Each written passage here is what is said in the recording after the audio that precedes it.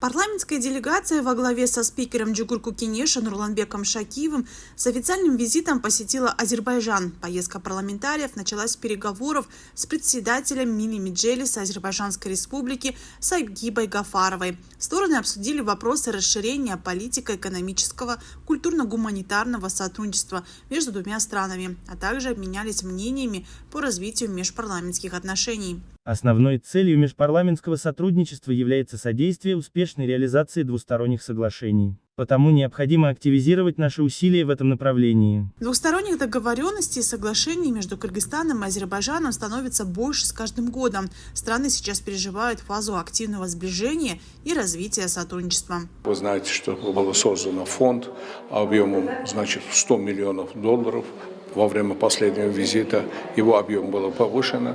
Идет строительство, пятизвездочного отеля в Иссык-Куле. Это будет очень важный объект для развития всего Иссык-Кульского региона.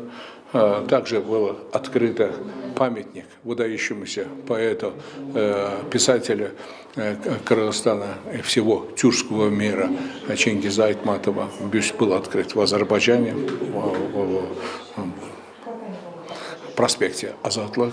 И все это показывает, что наши отношения развиваются. Новыми проектами кыргызско-азербайджанские отношения обрастают не только в сфере экономики. Стремительное развитие происходит в области культуры. С успехом в Азербайджане совсем недавно прошли Дни кыргызской культуры, а в Кыргызстане отпраздновали 101-й день рождения Гейдара Алиева, общенационального лидера азербайджанского народа.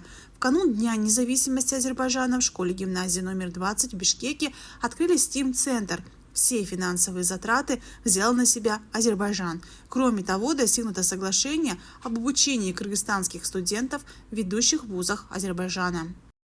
Такая коллаборационная инициатива, чтобы наши студенты обучались там, они предоставляют нам квоту, и мы тоже предоставляем квоту при желании, чтобы учиться тоже у нас в Кыргызстане. В ходе своей поездки в Азербайджан Нурланбек Шакиев также побывал на аллее почетного захоронения. Члены делегации возложили венок к могиле общенационального лидера, архитектора и основателя современного независимого азербайджанского государства Гейдара Алиева, почтили его память. Затем члены делегации парламента Кыргызстана посетили аллею шахидов, где почтили память героев, погибших в борьбе за независимость и территориальную целостность Азербайджана. Возложили венок к памятнику «Вечный огонь». Также Нурланбек Шакиев посетил город Физули, ознакомился с генеральным планом его возрождения. Екатерина Такамбаева, Мухтар Умурбек, ТВ-15.